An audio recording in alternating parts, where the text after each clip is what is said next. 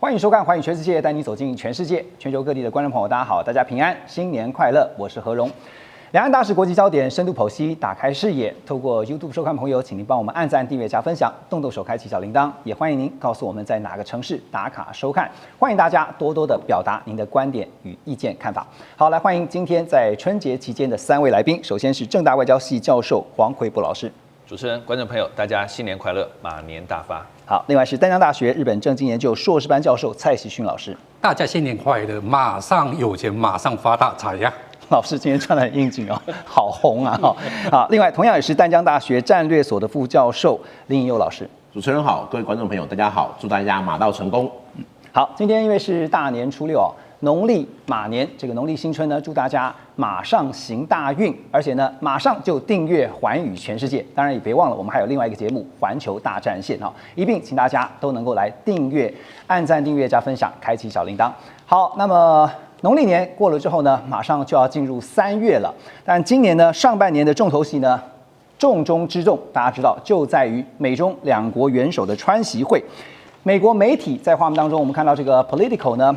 他们报道说，川普预计在4月份的第一周出访北京，和中国大陆的国家主席习近平要来进行会晤。而目前呢，甚至还有说这个日期啊，有可能会提前到3月31号，那么川普就会先到北京。好，那么 Politico 呢更预告说，今年可能会有4场川习会，在画面上特别整理给大家，包括了4月就是川普的访中行，还有11月在深圳的 APEC 领袖峰会，12月在迈阿密的 G20， 以及呢，川普先前在2月8号预告了习近平呢，在接近年底的时候呢，他希望能够邀请习近平到白宫来进行访问。而在下面看到淡江大学的教授张武岳老师呢，两岸专家他就这么的分析啊，他说川习会就是4月份要登场的川习会当中一定会谈到台湾议题，而重点呢会放在如何避免美中关系因为台美关系的强化而变得更加紧张，甚至会引爆。首先请教黄老师啊，川习会目前看来似乎没有太多的变数哈，因为不管是美国也好，中国大陆也好，都希望能够如期的登场。可是美中双方各自需要对方给出自己的交换条件或内容，您觉得有哪些？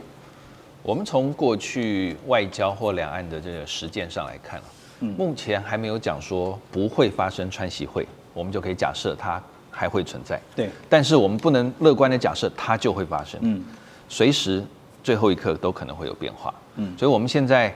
大年嘛，我们先假设了，这个事情先说些好话。对，事情好像还是不会破裂的样子，也就是4月甚至3月底会进行川习会。当然，我个人是目前是比较怀疑啦，3月底进行川习会啊，因为中国大陆有他自己内政上的一些安排等等的。那当然更不用讲说，中国大陆跟美国还要针对某些关键性的议题，至少要有一定的共识，他们才会坐到会议桌上来。所以这个都需要点时间，所以我只能说，反正机会是有，我们再继续看一看。那在川习会的这个过程里面，我觉得啊，大概5大议题是一定跑不掉的啦。我把它简称叫做台农能投关。台湾一定嘛，农产品叫中国大陆多买一点嘛，我们通常叫黄小玉嘛。第二季2500吨。对，好，再来呢，能就是能源，那中国大陆在能源这一方面，是不是要给美国一些相关的合作啊，或者是技术的这个合作等等的？当然不会是绿能，川普对这没有兴趣。啊，那投是什么？就是希望中国大陆继续投资美国。虽然说大家都觉得中国大陆经济在放缓当中，但是川普不管。觉得你有钱，你有外汇存底，拿出来啊，拿出来用啊。对，所以台农能投关，当然就是最后一定会讲到关税嘛。中国大陆现在被川普课的关税相对还是高的，那中国大陆应该也会主动希望川普撤销这些不公平的关税。前段时间哦，特别针对关税的部分哦，有在预判说今年美中双方可能还是延长休兵，有这个可能。延长休兵的意思到底是说关税就维持这么高，还是说他们会尽量想办法降低关税？这个目前看不出来，所以我觉得，现在应该差不多啦，因为过年期间啊，中国大陆大概也没有太多的心思去跟美国谈这些事。但等过完农历年之后，我想美国跟中国大陆在关税这一方面一定会是一个会谈的焦点，因为你总不能说川普到了北京谈了半天，关税一点都没有动，那习近平的面子往哪里放？所以我觉得这个是一个可能要去试探的点。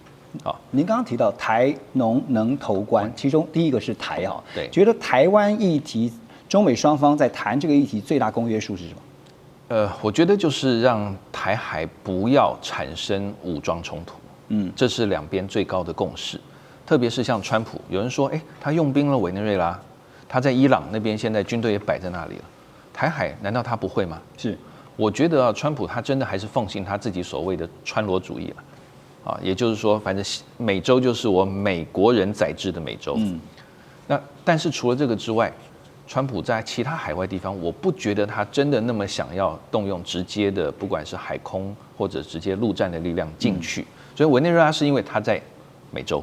那这个状况不一样。对。可除了美洲之外，我觉得川普这个思考是比较多的。那而且我们也必须看，中国大陆在很多时候对台湾的政策或对台湾的谈判，其实底线思维是很明显的。你一定不能做到什么，譬如说你不能支持2个中国、一中一台，不能支持台独，我才跟你谈。对。那像这些底线思维，还有中国大陆，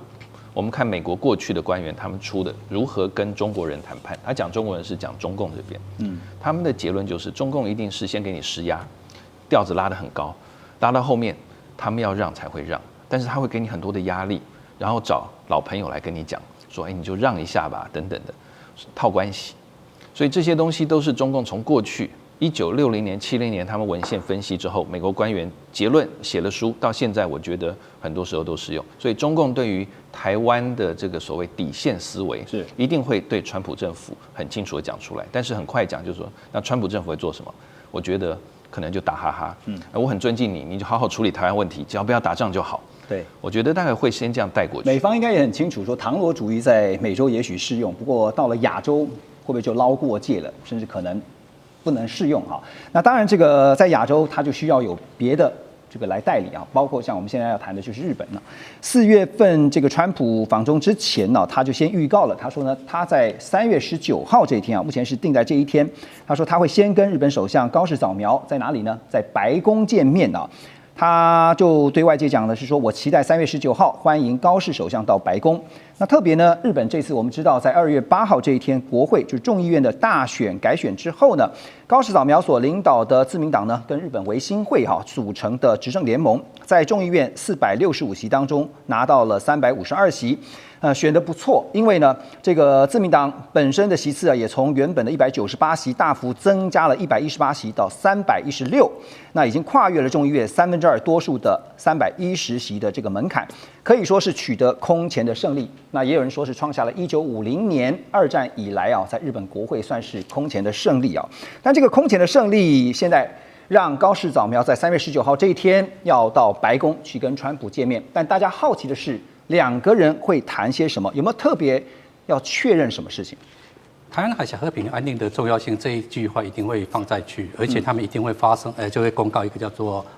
日美首脑会谈的一种公告。然后我们又会看到 G7的一个国家里面，除了美国跟日本，当然美国本来就要去跟中国做会谈。好，其他的国家的话，最近都会往中国跑。那这个情况会让日本的角色会更重要，因为大家都往中国跑之后的话，日本他没有办法去，或是不想去，反而对中国而言是一个很大的一种挑码。然后日本去跟川普讲，他一定会再讲一件事情，就是所谓的强韧的日美同盟要再确认，就确认日美关系，确认那这个不会动摇。那这个不动摇之后的话，就会让中国有一种压力出来。然后在我们又会看到说，他会谈到就是稀土的问题了。那日本的话，他在南鸟岛已经有找到稀土，也挖出来带回去了。那带回去之后的话，自己去开采，可能成本有时候过高。那他会跟美国或是其他国家会一起去来开采这个稀土。是这个是他一定会去谈的一个情况。然后另外一个的话，他一定会讲到说，中国在一些威压上面，特别是在军事的威压上面，美国跟日本必须要怎么样去一个合作的。然后另外一个日方会担心另外一个点，就是他这一次去的话，在防卫费是不是美国的川普总统会直接跟高市首相说，你那个防卫费现在是2%，要不要拉到所谓的3.5%，或是说3.5加1.5等于是5%，会不会直接讲出来？可能会用暗示的，可能不会暗示的。然后另外一个就是我们看到直接投资美国，因为日本跟美国答应的是5500亿美金，第一波已经差不多固定出来了啊，智者大臣已经去跟美国有一个商量了。还特别再跑一趟，对啊，因为第一波已经差不多谈，我们看到的应该就是所谓的火力发电啊，或是人工钻石啦，或是原有的这个输出，可能是如果谈得不错之后的话，高市自然就会去，然后我们又会看到美国一定会要求日本啊，不管你在防卫费上面是不是有真正的讲出多少出来，或者说你自己讲出多少出来，他一定会要求你的一个角色。必须要再增加你的一个角色了，这个防卫的力量你必须要再去做一个增加。那你要一些设备上面的话，你的武器兵器上面的话，你要做一些什么？然后高市应该会跟他讲，我们的所谓的安保三文书，我要做一个调整。这大概会去跟他讲的一件事。还有的话就是他们的武器输出我们看到的是5类型会废除，这也会跟美国讲。之后日本的武器可能是不是输出到什么国家，安保是输出到什么？还有他应该会跟他们讲说，我们要成立一个叫做那情报的一个局官国家情报局，这个应该会跟他讲。还有他大概会跟他讲说，我们可能会再成立一个就是间谍防止法，我们台湾是翻译成反间谍法，但是他们讲间谍防治法，那只是说防止，但是我没有说要去反这些东西，特别是他会在台湾议题上面应该会讲出，就台湾海峡和平与安定的重要性，这句话应该都会放上去的。老师刚刚讲安保的部分，等一下我们要特别来聊就是日本在高师大胜之后可能要面临到的就是修宪的这个问题那但是刚刚提到有另外一个重点，也就是呢，在这个赴美投资的部分因为前段时间已经看到川普已经有点不耐烦了，就是说你承诺要来赴美投资，可是呢时间怎么感觉上一直在给我拖延这部分恐怕也是高市在见川普的时候呢，也许会面临到的一个压力。好，那《金融时报》就是2月份也曾经报道说，川普政府呢现在有压力的不只是日本，台湾也是。继2025年底公布创纪录的对台军售是111亿美元，那折合台币大概是3000亿左右。这个军售案之后呢，又在为台湾汇整包含爱国者飞弹 NASAMS 地对空飞弹系列的新一波军售规划。规模高达200亿美元折合台币是6000亿，所以加起来的话大概是9000亿台币左右。那《金融时报》也报道说，中方对于这项新规划的军售案表达了严重关切，而且已经告知美国，这个军售有可能会让川普4月份访中行出现变化。但部分美国官员认为中方只是在虚张声势，并不会真的取消这个川普的行程访中之行当然，这个刚刚黄老师讲说，不到最后一刻，你真的很难说它会举行还是会被取消。可是怎么看这件事情？这真的会是一个最大的变数吗？我个人会认为军售它不会是最大的变数。当然说，你说这川普他要去这个访中会不会有变化？我觉得也很难说，有可能会有变化，但是军售不会是最大，因为其实我们可以去看到，在这个访中之前，其实更重要的就是高市早苗跟着去美国嘛，这个高川会，或者是我们必须说，不是说讲高川会就不好听，应该说这一个美日的一个峰会，应该又会在这边先会举行。那在美日峰会的时候，应该美国会对第一岛链或者是印太这一块的局势有了一个新的一个定调，因为其实对美国来讲，最重要的就是日本，它在第一岛链在亚太这一边最重要的盟友就是日本那你说这一个军售，为什么我会比较大胆的去说军售应该就算有变化也不会是军售？因为这一次的一个武器其实没有去踩到中国的一个红线。我们想上一次为什么在这个去年2025年12月的时候，那一次中国要用这个正义使命这么大的一个行动来去回应美国的军售，主要的原因就是因为海马式出售，海马式是可以直接从台湾的一个本岛打击到福建沿海的武器，已经不单是防御而已，对，它不是一个防御性武器。可是如果今天我们看它这一次主要的这一个军售是爱国者飞弹，爱国者飞弹跟这 NASA 的地对空飞弹的一个系统，它或许有一些新的整合效果，但是不是第一次卖给台湾。同样的，它是防御性的武器，它其实是一个反飞弹防御系统也好，或者是防空系统也好，它是一个防卫型的武器。总而言之，就美国来讲，它没有去踩到中国这一块的一个红线，还没有到红线。所以其实我会觉得，今天倒不能说中国在虚张声势，中国是它一定要对美国对台军售进行一个反应。所以他其实会自然会去把这一个可能会影响到这一个川习会哦，他一定会把这一个议题这一个想定先在这个时候去抛出来，去让美国去警告美国。那再加上大家都知道，其实现在的一个美台军售最大的问题，倒不完全是美国要不要卖，对，而是台湾现在这一边关于国防预算或相关的议题。所以其实这一件事情，这一次的一个美国对台军售，我个人会认为倒不会影响到川普访中的一个行程。林老师，简单请教你哈，也有人说这个军售还是一样军售，但是呢，在交付的时间上面，美方会保留一个很大的空间跟弹性啊。简单的回应一下。这一边的话，其实最主要的原因是因为美国自身的一个量产的一个能量的问题，它倒不是说是因为说要在这一个交付台湾，所以要跟中国啦等等有一个中间的谈判，或者中间有一个缓冲期。主要的原因还是在于说，现在美国在制造武器上面，其实已经是有落后的一个状况。OK， 等一下回来节目呢，我们要特别来看的就是在日本这个部分。刚刚特别提到了，在高市早苗大胜之后，现在他等于说是完全执政了。但完全执政之后，接下来的下一步会是修宪嘛？马上回来。中美互动牵动全球，美中竞争，地缘争霸，外交、军事、科技、经济，多元观点，权威分析。一同掌握2026全球新秩序、新赛局。每周6日，寰宇全世界带您走进全世界。欢迎回到寰宇全世界，大家新年快乐！我们接下来在这一趴就特别来看的是高市早苗，这日本首相呢，他在最近前一段时间呢，看到他带领着自民党在国会大胜啊。那自民党在2月8号这一天的众议院选举拿下了316席，超过了总议席465席的2/3，这个数字呢已经达到了能够提出修宪动议的门槛。我要先声明啊，是修宪动议而已，并不是真的要开始修宪了。因为呢，其实高市早苗在2月9号这一天呢，他也就召开记者会，他就表示说呢，会挑战修改宪法。那目前根据自民党所提案修宪的4大项目，分别是：第一个，修改宪法第9条，重新定义自卫权；第二，就是订定自然灾害发生的紧急事态条款。3是参议院选区的合区来平衡地方的代表权。第4点呢是充实教育环境。不过现在黄老师大家看到的哈，我们先来看一下这4大项目。当然最有争议的是第1条，就是呢修改宪法第9条去重新定义自卫权啊。您怎么看这4大项目？因为现在是包在一起的，它背后所隐含的意图是什么？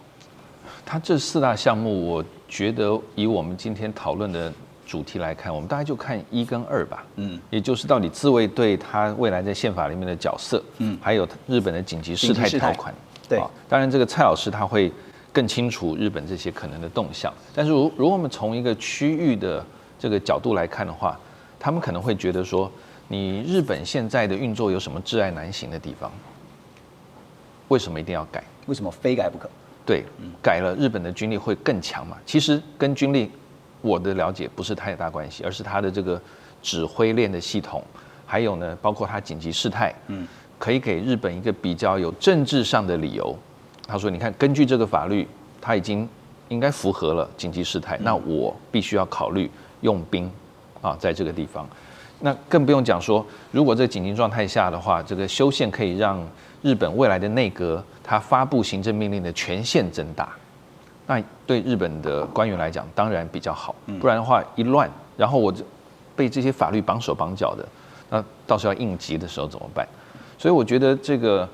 第9条的这个所谓实现日本的国家正常化或军队正常化了，应该这样讲啊，我觉得这个是一个关键。那紧急事态那个，是高市也是一直在讲的，但是因为中共最近这几个月跟高市，就是因为紧急事态啊，到底包括台海啊等等的。两边已经吵得不可开交了，所以我会觉得说，这2个都会变成一个蛮敏感的问题。我为什么这样讲呢？我们先看中国大陆好了，中国大陆一定是全力反对，我们其实不用深入的思考都知道中国大陆一定全力的反对。那但是呢，旁边的南韩怎么想？南韩我觉得它是在一个矛盾的状况之下，在安保在这个安全的保障的前提，日本如果强一点。理论上日本应该不会打我，反而他可以去制衡北韩。可是历史的角度，韩国跟日本的关系可不是像台湾对日本那样子，几乎是全世界认为最有台的国家就是日本。韩国并不是这样想的，所以韩国在历史的纠葛跟他这个安保的矛盾中间，他要怎么样去取个平衡，不知道。但至于美国的话呢，美国现在很好玩，就是说你从他一些战略专家的讲法，他们认为战略上可以做，而且一个越强的日本会在亚洲帮美国更多的忙。就从美国角度看，越强的日本对美国是好的。但这些是战略专家的想法。今天到了政治人物，到了研究这些外交的，他们就可能不会这样想了，他们就会想到，那日本会不会触动了东亚更麻烦的一个马蜂窝？所以我觉得，在美国的态度，因为美国的官方目前是很谨慎保守的，没有反对，甚至给予有些官员，我看到一些中高阶官员给予小小的支持，但是到底事态真正发生的时候会怎么样？我觉得这个还很复杂。蔡老师，日本更强大了，会对谁有威胁？中国，只有中国吗？只有中国而已。OK， 对北韩的话应该不会，因为北韩老实讲，它的兵力并不是很强。俄罗斯的话，基本上跟日本就好像有好有坏，没有什么太大的一种关联性。了解，应该威胁就是中国。所以刚刚我们特提到4大项目哈，其中第1点跟第2点那这个包含宪法第9条的修订哈，就是要重新定位自卫权，因为是跟正常国家化有关。还有就是呢，这个紧急事态哈，因为这个其实就看你怎么去定义紧急事态，这2项其实是最有争议的。可是呢，回到说日本要修宪这件事情，日经新闻有报道说，日本修宪的程序其实是这样子就是由各党向国会提交草案，那接着呢是由众议院跟参议院的宪法审议会来进行审查。如果参众两院全体议员都有超过2/3赞成通过的话，就会再交付给公民进行公民投票。那么公投赞成票超过有效投票总数的1/2，就可以达到修宪的目的。这次选后，刚才也看到说，尽管呢自民党单独在众议院他们就已经达到2/3的门槛，但是在参议院，自民党跟日本维新会的执政联盟目前是还不到2/3的门槛。众议院可以过关，但参议院恐怕要看看。好，那所以必须要再加上国民民主党、参政党还有日本保守党这3党，外加获得5党籍议员的支持才能够说在众议院、参议院都达到2/3的门槛。所以我先拉回到日本民众对修宪的看法是怎么样？现在的话，赞成的话已经拉高起来，这么高？应该说以前他们会反对的，过去的话他们不是很喜欢自卫队，现在的话对自卫队的感觉还蛮不错的。为什么？为什么？因为这个要归功于对岸的，对岸给他们的压力太大了。对岸的话，那个军舰一直过去，然后给他们那一种民间的一种所谓的尊严上面的一种骚扰，或者是给他们一种自尊心的骚扰。就好像判断这些事情，让日本的民众已经有感觉到自己的国家还是要自己去做一个保护了。是美国再怎么大的话，美国真的是太忙了。美国他也告诉你很清楚了，你要保护你自己。所以高市的话在竞选的时候，特别是在应该是尼加达吧新系他也讲过，我们要做一个修宪。是，而且修宪本来就是自民党成立的原始，因为自民党是成立于1955年。它最单纯的东西就是我要修改宪法。好，那蔡老师说要修宪，对。可是刚才提到众议院这部分，因为现在是2/3过门槛的，可是参议院这边的话，应该没问题，人数上也没问题。为什么没问题呢？我们看一下众议院的话，基本上就是不管是自民党，而且那个日本维新会的话，反而更想要修宪，他修的程度会更高。谈到的参议院的时候，国民民主党他就是玉木雄一郎，他也是赞成修宪的。参政党那个更右派的，他怎么可能会反对？保守党也是会赞成，所以我们单纯如果从票数来讲的话，票数应该是没问题的。所以老师是认为，不管是众院尤其是参议院，我们现在讨论的，这个修宪门槛要过不会是问题那可是问题有另外一个是说，如果修宪了之后成功修宪了，在修宪之前，高市要考虑的风险是什么？应该说他如果没有修宪的风险是什么？也就是说，你已经在1955年的时候，从到现在已经几十年了，你连一次都没有日本到现在连一次都没有提出宪法修改，而且日本他们的宪法不是他们自己写的，是当时的 GHQ 麦克阿瑟将军写给他们，他们讲这个不是我们的一个宪法，而且在竞选的时候你也讲了，我要去做一个修宪，所以他要考虑的不是说修宪的后果，而是没有修宪的一个后果。对，那修宪的话不管是有过没有过过的话，大概就是自卫队这3个字，他要把它放进第9宪法第9条里面，甚至如果说再更进一步的话，自卫队这个3个字因为自卫队的人他们希望说改成叫自卫军。为什么所有的国家都有一个军？我们自卫队就是要叫做自卫队，对，因为国家需要一个军队。哪一个国家，哪一个正常国家没有军队？包括我们台湾、中华民国，就是所谓的我们一般讲国军，其他国家都军。那为什么叫做自卫队？所以我们要有一个证明的感觉，所以放进去，所有的国民都会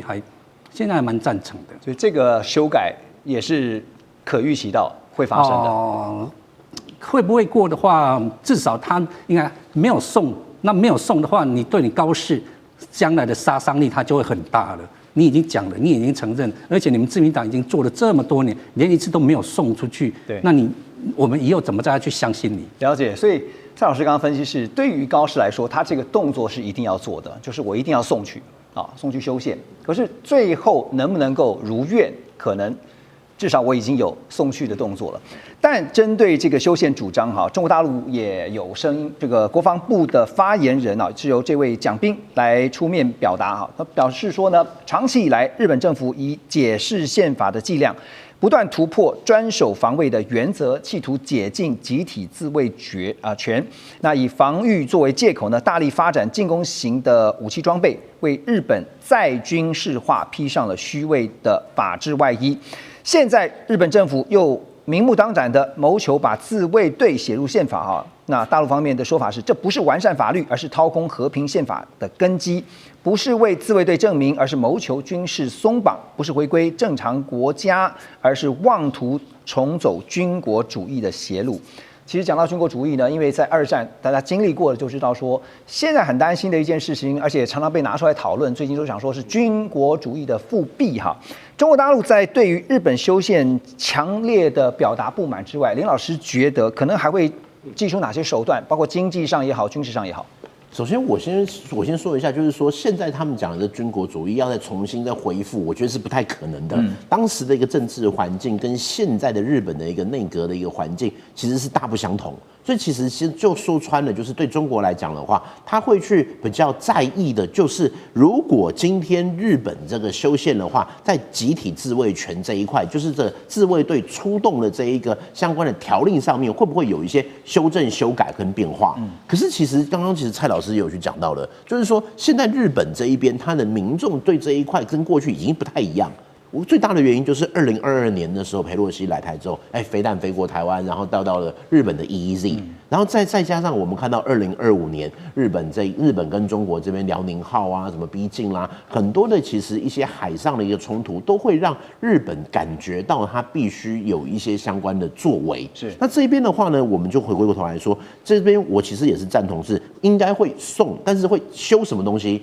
会改到什么程度，这一块就有待日本这边去讨论。我会觉得这是日本它可以在这里面做一些文章，或在文字上面去做一些修正。那这一些对中国来说可能会有哪一些反制呢？我们先说这个经济，好，这可能是这一个我们最常说的陆客、中国旅客。可是有一点可能会是接下来可以去观察的，就是日本在中国也有相关很多的商社投资、企业投资啊，日企会不会有一些限缩的一些条文，或者是其实现在我们也看到中国内部的一个不管内卷也好，或者经济状况也好，它会不会把这个日企当成是来做开刀的一个对象？所以其实有的时候，应该我们说，经济的制裁不完全是只有它给日本进去日本，而是在今天日本的企业在中国大量的一些企业也好、投资也好、工厂也好，这一些会不会变成是中国有可能会去调整或者是下手的对象？所以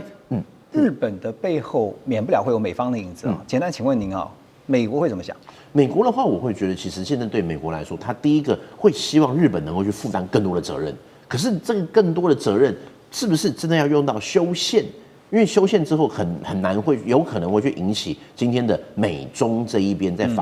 美国在访中的时候，有可能会有一些变化。所以其实美国有可能会比较希望的是，日本是不是在一些条约上面去附加出动的一些条文，什么样的情况这样你可以去出动，什么样的情况这样你有更多的解释权，等于说是有一点战略模糊的一个味道。对，那再回来，如果说今天就中国来看的话，在军事上面，有人会说会不会有这个辽宁号再来一次啦？我个人会认为，其实就中国来讲的话，第一个灰色地带行动绝对会是持续的去增加，去用这种把对台湾的联合战备警巡，是不是也会把它如法炮制到东海？那再来的话，就是不要忘记的，就是说我们之前有看到，现在中国的航空母舰，不管山东号、辽宁号啊，或者是福建号，会不会透过这个航空母舰的行动，来形成一种另类的围绕日本的一个行动？那当然，最后的话就是这个俄罗斯有没有可能中俄的联合军演？中俄的一个空中战备的一个飞行，或者是海上联合的相关演习，有可能就像去年就已经在日本海有举行过了，或者是这些轰炸机是不是有可能在日本北方四岛这一边进行一些飞行？我会觉得这一些都会是中国不只是用自身解放军的力量来去压迫或者是去对抗日本，他还会去把俄罗斯拉进来，一起去对方日本。对，这样听起来，目前预定在3月19号进行的川高会啊，就是川普见高市早苗，会不会就提到有关于日本打算要修改宪法的下一步和未来会造成什么样的影响？也许是大家要一起值得关注的焦点话题。马上回来。中美互动牵动全球，美中竞争，地缘争霸，外交、军事、科技、经济，多元观点，权威分析，一同掌握2026全球新秩序、新赛局。每周6日，寰宇全世界，带您走进全世界。好，回到节目，我们继续来看的是美国陆战队和日本自卫队在日本众议院大选之后啊，他们就立刻展开了年度的军事演习。这个年度的联合演习呢，它的代号叫铁拳，一路呢要持续到3月9号为止啊。那么今年演习的重点呢是锁定在日本南西地区诸岛的离岛防卫还有夺岛作战。那美方呢这一次出动了800名的陆战队员，还有2100名海军官兵。日方则由陆上自卫队以及海上自卫队啊，总共出动了大概2000人来参与这个演习啊。演习的亮点呢是素有日本版海军陆战队之称的陆上自卫队水陆机动团，他们旗下的第3水陆机动联队首次加入了这个演习，那向外界展现他们快速反应的能力。好，这个联合演习呢，其实除了强调在离岛防卫的战力之外啊，蔡老师觉得是要向外界特别展现或表达什么样的战略意图？第一个，我们看一下什么叫做水陆机动团啊？一般我们把它说是美国版的海兵队，就是 Marine。可是两个的概念是好像有点不大一样，因为我看到以前弄不懂，我就去问那个3个星星的，怎么不一样？问我星星啊，因为水陆机动团它是说夺岛，也就是我的岛被人家夺了之后的话，把它夺回来。但是美国的 Marine 是一个攻击型，而且美国 Marine 是一个远征型的，世界不管哪个地方它都可以去的。还有的话，日本的水陆机动团是属于陆上自卫队，那我们是海军陆战队，两个又有一点稍微不同，这是组织上面的。它是隶属于陆军的，对，这个两个有点不同。那我用几个手板来去给各位观众做一个解释。这个是水陆机动团他们的官网。那这个官网你会看到，这个看起来对我们讲还蛮熟悉，很像美国的什么就是 Marine Marine 那一种感觉啦。然后铁拳就是这个东西，这是他们的一个铁拳。这里他也有讲，我们的水陆机动团是为了要夺回岛，我们的岛被人家拿走之后把它夺回来，这是第一个定义上不同。那日本事实上他们不管什么演习，他都会讲得非常的清楚，他必须要告诉他们的民众，就官方嘛，必须跟他民众说我们在要做演习，要做什么演习呢？演习在什么时候呢？就是这个叫做铁拳的话，就2026年8月那个1月的时候，他就会讲。那讲的话，他就会讲年月什么时候在什么地方，就很巨细靡遗，很巨细，他去跟他的民众去讲，因为不然日本的国民他会抱怨的，对，抱怨的话，而且就会更细的，这我觉得很好玩。为什么更细？他要跟他们民众讲，各个县市去讲，我们总共演习这一些东西哦。我们这个东西，不管是哪一个基地，内容很详细，很详细。而这是官方版本哦，大家都可以去看得到。不管是哪一个岛，他也会知道我这个岛是做什么跳伞活动，或是什么登陆的活动，或是陆上自卫队、海上自卫队要做些什么因为太多了，我就再用这2个去做解释啊。那就会讲像是 Okinawa。他有跟他讲，我们Okinawa 的话，有在什么岛，在什么地方会去做什么这些东西，所以他表现的是我们有多辉岛的一个概念，而且他特别强调叫西南诸岛。那这个西南诸岛的话，还是针对中国大陆的人民解放军，因为它不是针对北韩，也不是针对所谓的一个俄罗斯，它只是要告诉对岸的人说，我们的能力事实上也有办法拿回来的。所以他这次出动了这个第3。就是水陆机动联队，主要展现的，你刚刚讲说是夺岛决心，是因为他们先预设了有可能未来有一天冲突发生的时候，这个岛，比如说属于日本的西南诸岛当中其中的一个岛，或者几个岛被解放军所占领，他们要夺回来，是这样子吗？是这样没有错。而且在之前的话，他们最近也在做一个概念，撤岛。就是必须要把这个岛民先把它撤离之后，他不会说我又一边要保护岛民，又一般去跟对岸的去一个作战。只要把这些都全部都撤完之后，他就可以全力去做一个反攻。而且他们有发现呢，现在人民解放军他现在的一个打法跟2战的时候日军的打法会非常的像，就是在什么点什么点，所以人民解放军这个做法是跟过去的像，但是他们有告诉我们一个概念过去日本曾经在世界上夺了很多的岛，这是坏的事情，这我们知道是坏的事情。可是他们没有办法去防守。人民解放军的话，他还会面临同样的一个问题点，也就是说，好吧，你一个岛，你可能就1天2天你把我占领掉，但是你没有办法防守。我们以前就犯过同样的一个错误。这边的力量是要告诉对岸，我们希望说不要有事情。我有这个力量把它夺回来，所以我们就大家相安无事，抑制战事不要发生。它展现的是这个概念，并不是说我要去侵略什么样的一个国家，它是要不要事情发生。了解。还有一场演习这个也是这个联合的军演就是美军跟日军除了联合演习之外呢，现在也看到跟英国、澳洲的空军这是在美国的内华达州完成了这个红旗军演。那这次军演呢，集结了将近有3000名的官兵，还有100多架的飞机。美军首次派出了 F-35B 扮演的是解放军的歼35，很明显的就是针对如何在空中应对歼20跟歼35战机所带来的威胁。而这次的军演还结合了空中、网路跟太空战场的情境来进行模拟跟作战演练。这次军演的盟军打击部队呢，是由美国跟澳洲 F-35战机，还有英国的台风就是飓风战机所组成。任务呢是先打击敌方的关键基础设施，接下来再摧毁这个雷达跟防空系统我是先问一个实际的问题因为包括了美国、澳洲还有这个英国那多国的军机在真的状况发生的时候是如何来协同作战？这个要请教一下。这一边的话，其实我们现在讲到这个协同作战，很大的一个部分就是他们的一个空战的网络。因为其实现在我们讲战斗机，它不是一架战机，好像我们看电影这阿汤哥2架飞机在那边做这个 dogfight， 在这边做这种缠斗，已经不是这样的空战了。现在的空战反而是我一架这个可能是 F-35，但是它主要是一个传输的节点或侦察的节点，因为它是逆中的外形，所以变成说它可以去飞得更前面，然后它可以去找到敌人的时候呢，把一些电子讯号传回到后方，让后方的这一些可能 F-16、F-15来进行这空中的战斗。所以其实现在我们讲的是一个系统式的一个对抗。那这一次刚好我也有这个2月初刚去新加坡航展嘛，对，新加坡航展其实中国就有去展出这个歼35的模型，然后我们也看到了 Anduril 的这一个创办人拿尺去量等等的。可是说实在，他那个只是一个摆拍作秀啦，因为其实第一个那是模型，第二个是现在的空战已经不是去看这一架飞机的外形了，因为其实我们就知道歼35它主要是因为它逆中的话，第一个是涂料。再来就是发动机，你在这边量模型的外形，说实在那是没有什么样的一个意义的。可是其实今天我们要看的是，今天的是不是可以完整的去模拟出解放军的一个实际的一个实力？我个人会认为，如果你用歼35来做的话，或许可以去模拟一些空战动作。但是现在空战比的真正的是一个电子作战的一个环境，就是我们所谓的 system of system， 一个系统对抗。美国可以去完整的去模拟出中共的一个系统的一个模式吗？我觉得这一点或许是打上一个问号。对，但是这一点不代表说他们的这个演习是没有作用的。其实现在就美国来看的话，它甚至有非常多的一些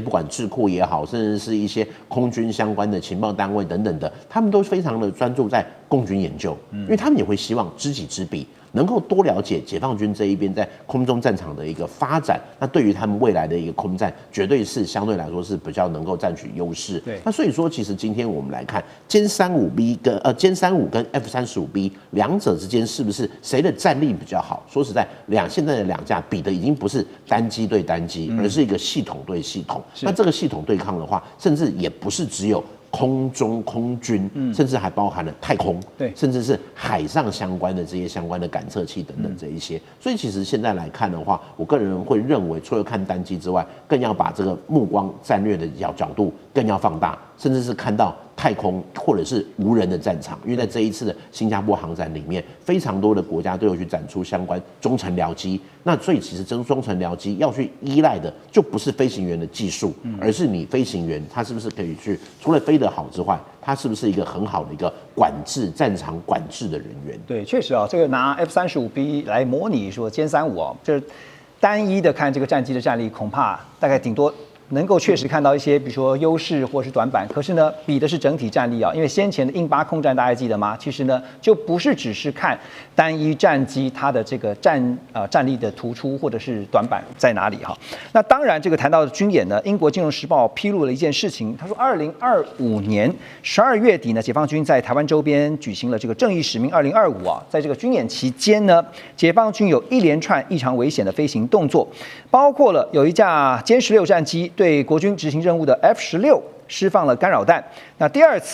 起事件呢当中是看到有一架歼16非常靠近的飞在一架台湾这个 F16的后方，基本上已经处于开火的位置。第三起事件是在台湾西北空域，一架歼16紧贴在一架轰6K的下方飞行，采取所谓的寄生技术。那么当然这个就是不希望被台湾的雷达发现，而当被发现的时候呢，飞行员呢就将战机侧翻，展示机腹挂载的飞弹。那《金融时报》是这样评论的哦，他们说呢，这不像专业战机飞行员应有的行为，比较像是黑帮分子当街亮枪。当然这个话说得很重哈，不过猜测哈，这个应该要做这样的动作之前，是不是已经他们内部也有先前推演跟讨论过？可是这种施压动作背后的目的，我们怎么看？还有如何去思考？应知道，黄老师。首先啊，如果这3件事情都是真的，那我觉得我们政府应该要先查一下泄密。政府怎么不先跟我们台湾人民讲，反而是外媒的记者先知道，先报道回来？对，这中间时间差是多少？各位如果还记得以前中国大陆的这个它的导弹飞越台湾的高空上空，结果我们也不知道啊，是日本先讲了，我们才知道原来有这件事情。所以我觉得，如果真的把台湾人民的安全当成最重要的事情，我们的资讯披露在这个方面，如果可以公开的话，先对我们公开，不要先对外国人公开。当然，如果这件事是假的，那我们今天坐在这边讨论干嘛？对。好，但是话说回来，因为主持人问的题，我不能不回答。因为那个动作，如果照《金融时报》报道的话，其实是蛮危险的。是的，因为这真的有可能在空中就擦枪走火了。所以我们应该有心理准备。原来两岸已经紧张到这个程度了，但是我们却不知道。对，没错，不是那个地图上几条线或那个方框框共机在这边来来去去，不是那么简单了。我们要赶快知道。好，很快回答一下您的问题。这个2025年其实大家都知道，就2个目的嘛，一个就是政治的目的，一个就是战略的目的。政治的目的是什么？就是要让外国想要干预台海的那个政治决心越低越好。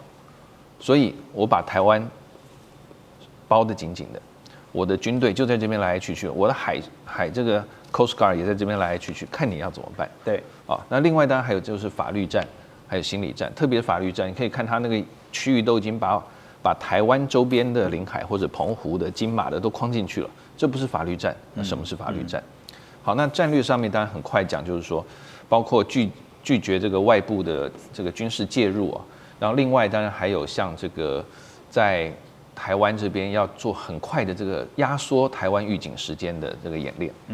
不要让台湾民众觉得哇，从开始然后到真正转为准战争还要一阵子，可能很快，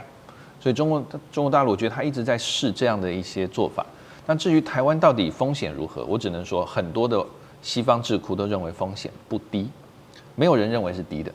但是是不是高呢？这个就要看每个智库自己的评估。我只能说，现在这样的一个状态，我们必须要考虑到，就是两岸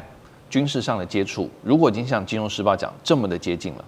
那么风险绝对不会是低的。我个人会把它列为中，至少是中。那再来就是说，政治上能不能解决？有些事情其实政治上可以解决，就解决了。譬如说，以前我们去撤退这个大陈，怎么解决的？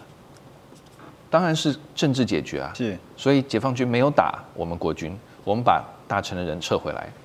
好，那所以政治有时候可以解决，可是现在两岸政治能不能解决？不能解决。没有政治沟通的管道，互相在指责对方。所以在没有政治沟通、政治解决的管道之下，军事又越来越接触的频繁、危险，那么风险，我只能说，过年啦，应该希望风平浪静。对，但是我看来年之后，中共的这个演习，大概上半年、下半年各一个，说不定短期内会是常态。是，所以我们只能皮绷紧一点，小心看吧。真的还是要小心为宜啊！这个随时要有居安思危的风险意识，尤其在2026，虽然中美看似是比较缓和，但是呢，中美台三边互动关系会不会又因为擦枪走火的产生了一些变数啊？千万在军事之前，其实可以用政治方式先解决，免得就像是俄乌战争一样。等一下回来就来聊俄乌战事。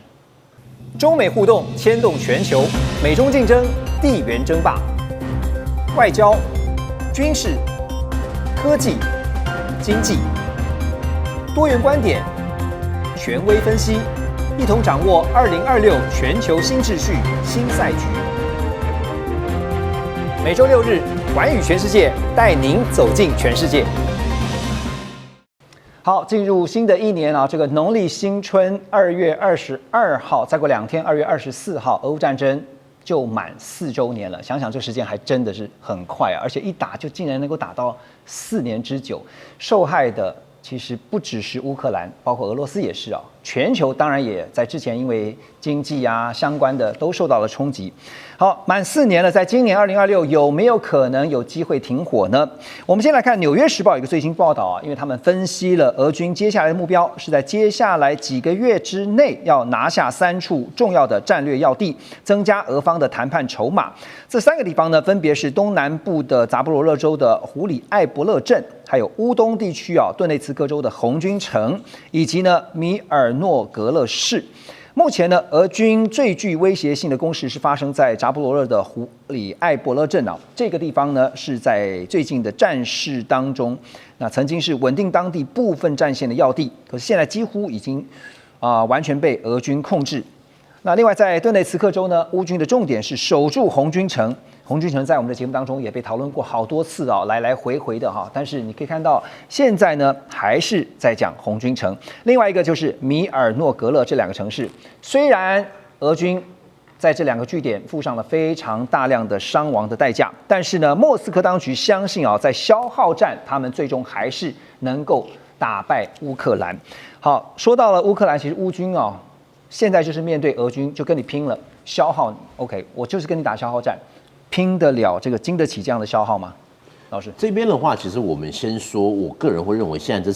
三座城池啦，这一个攻击非常像2次世界大战里面的斯大林格勒，双方其实已经有一点会是一个面子之争，所以其实乌军会觉得说，我已经投入这么多了，我不能丢掉这3个城市。那也同样的，对于俄罗斯来讲的话，他也会认为我拿下这3个城市，对于我日后的谈判，或者是说这3个战略要地，我可以去控制的话，对于我未来要去不管你要说威胁也好，或是控制也好，或者是对乌克兰持续是施加压力，这3个城镇是有它的战略的价值存在，非拿不可。那这3个为什么这3个这么重要？第一个，它是交通中心，所以如果我能够拿下来的话，对于如果它属于俄罗斯这一边的话，未来它有可能就会变成是我俄军要下一步对乌军发动行动的一个攻击发起线。那第二个的话，有一些这几个城市其实它都在一个相对来说地势可能比较高的地方，所以它可以去对周边的一个低地去进行一个控制。所以因为我们知道俄罗斯它是个乌克兰是个平原嘛，所以如果有相对高一点的丘陵，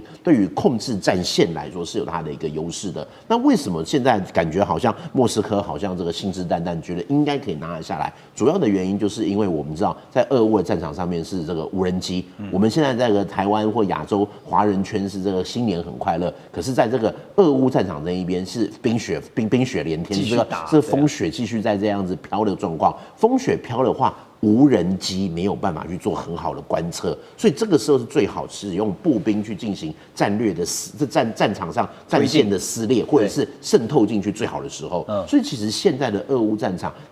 会变成是一个比较短兵交接。那短兵交接的状况之下，对于缺乏人员补充的乌克兰，自然就处于一个下风的状况了。所以其实对现在来讲的话，乌军他或许必须要去做一个战略选择。3个要全丢，还是我可能丢2保1或丢1保2？他必须要去做兵力的收缩。可是如果今天对于基辅来讲的话，他还是要去执着在这个面子之争，会不会重蹈当年希特勒的覆辙？那时候的一个第6军团其实是有机会撤出来的，可是因为他就要跟斯大林要跟他这个面子之争，导致最后的包路斯，导致最后的第6军团完全全部被俄军俘虏。你设身处地去想啊，不管现在是俄军也好，或是乌军也好，在这种天寒地冻的环境下，那继续打，然后已经打了，马上就要满4年了。可是呢，能够看到终点吗？在今年发生吗？会不会就是在今年的6月份呢？因为最近传出啊，乌克兰总统泽连斯基现在很有压力哈。那因为除了军事上面我们提到这个压力之外呢，《金融时报》也报道说，美国也在施压乌克兰啊，因为川普实在没耐性了哈。就定了一个日期，说必须在5月15号以前举行总统大选，而且呢，针对跟俄罗斯达成的任何和平协议要进行全民公投，否则乌克兰就可能会失去美方先前打算要提供的安全保障。那乌克兰方面呢，已经着手规划相关的投票作业，所以看得出来，这个川普的压力是很难扛得下去哈。那这个泽连斯基也向媒体表示，美方希望在6月以前签署所有的文件。为这个2战以来这场欧洲最大规模的冲突画下句点。好，主要也是因为呢，白宫他们表达了要把重心转为到美国11月的其中选举哈，所以要定出一个明确的时间表。所以拉回到现实面，我们来看的就是，其实大家都是各自想的是自己的利益。美国现在想的当然就是不要让俄乌继续影响到年底的期中选举，这对川普来讲很重要。可是现在乌克兰面对美方要求要举行大选，然后呢进一步来进行这个公投哈，如果真的选这个大选，那泽伦斯基选这个泽伦斯基的下场应该大概可以预测会是如何了吧？很多人预测，如果真的要选的话，泽伦斯基可能选不上了。那如果这个预测是真的话，我是泽伦斯基，我一定会先找一个选完之后我要飞去哪里，也就是说我的政治庇护要去哪里。对，那现在看起来似乎美国不是一个太好的选择。因为如果泽伦斯基在美国，然后一直讲说我就是被川普政府踢走的，然后怎么样，不然我说不定不会输的，那川普11月的期中选举怎么办？所以我觉得，当然大胆的假设啦，泽伦斯基说不定他就在欧洲找一个国家，就继续先比较安全的待着。不过我觉得这是小事啦，重点是你可以看到川普从上任之后，他一直想要终结俄罗斯跟乌克兰的冲突。不只是他诺贝尔和平奖的那个气话或者是那个幻想，而且呢，他现在面临到了11月的期中选举，他必须要端出一些牛肉来，让他的选民觉得这个总统虽然说有时候强硬了一点，但是呢，他帮我们做了一些事情。所以俄乌的这个结束呢，对美国其实是好的，因为第一点，美国就不用再提供太多的援助进入到乌克兰，或者经过欧洲转手到乌克兰。对。第二点，各位还记得，如果去年4月那个协议，大家还记得内容的话，就是乌克兰跟美国的矿产资源协议里面，其实川普是用一个投资的角度，对乌克兰未来的这些矿产，美国要怎么跟他合作，然后美国现在给乌克兰的这个资源要当做投资的一部分，等等等等等等的。也就是说，就算乌克兰割地让了，签了合约，但是他以后还要透过这些协议把一些资源或者一些金钱赔给美国。对，我用赔这个字啊。所以对美国来讲，结束之后，我又可以减少对乌克兰援助，我还可以从乌克兰这个矿产协议这边继续赚我的钱，何乐而不为？那诺贝尔和平奖算了，好，川普我不知道他今年会不会继续试了，但不管怎么样，这些都是川普为了要达到他的战略、政治或个人的目标所要推的。如果停火的话，今年诺贝尔和平奖真的蛮有希望的。没错，所以为什么川普不推呢？好，那到底这个6月会不会画下句点？这个泽伦斯基自己都讲了，川普希望是5月选举，6月画下句点嘛。那这个川普确实也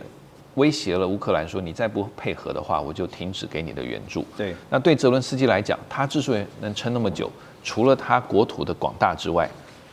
当然他人民一开始比较高的抵抗的意志也是有帮助的。但是到现在呢，抵抗的意志根据民调的看起来似乎也不是那么的高了。再加上这些外国对乌克兰的军援受到美国的掣肘，也逐渐的有减少的趋势。那泽伦斯基还剩什么？就剩一个人，一个公众形象，一个受害者的形象。所以我觉得泽伦斯基现在他必须要思考，就是选完之后，如果他有个安全地方走，他就走了。甚至他在这些欧洲国家到处演讲，这个演讲费是不少的。不过他也要小心被暗杀，所以要到个安全的地方，所以要让他真的是人身安全是被保护好的。对啊，所以那其他的话，那只要能够安全下庄，我觉得泽伦斯基他撑这么久，我觉得对他的支持者来讲，仁至义尽了。对啊，现在其实欧洲也非常清楚这一点哈，但是你说欧洲又能使得上多少力呢？啊，那当然这个俄罗斯啊，现在除了在西线这边跟持续跟这个乌克兰在作战以外呢。那在远东地区北方四岛这边的俄军呢，也从2026年一开始呢，就举行了连续3个月的实弹军演。我们回顾2025年俄罗斯分别在4月、6月、7月、8月到9月，还有10月到11月，都在北方四岛附近的海域进行实弹演练。那频率真的相当的高，所以呢，日本政府很担心，多次表达抗议，但是都只能透过外交管道去表达严正抗议。那日本首相高市早苗呢，在2月7号北方领土日这一天呢，参与了北方领土返还要求全国大会的时候呢，对于俄方的频繁军演，他表示说，战后80年过去，北方四岛领土问题仍然没有解决，和平条约也没有能够缔结他觉得很遗憾，也知道这个责任很重大所以。俄罗斯这2年频繁的在北方四岛进行军演，他要威慑日本的战略用意是什么呢？蔡老师怎么看？他也希望日本不要跟美国走得太近了，但是这我们必须要回到一个原点了。为什么高市他2月8日的时候得票率会那么高，就会跟这位吉尔在一块？因为日方嘛，你只是用跟俄罗斯去讲话，那俄罗斯可能不会太理你。但是我们会看到，这是在2月7日，那2月8日的话是投开票。2月7日他去讲这一句就是这些演讲之后的话，会得到多少一个选票？而且他没有放弃北方四岛。但我们也知道，这个要拿回来的可能性不是很高。不过你作为一个首相，你一定要坚持说，我要拿回我的一个领土，这一定要为自己的国家主权。那另外一个的话，对于当地的人民而言。我们自卫队它可能会增加它的一个能力，你只要增加能力的话，你就可以有机会去跟他们谈。但是高市在演讲里面讲到一个比较务实的问题，我们希望我们的人能够回去扫墓，因为我们那些人年纪都很。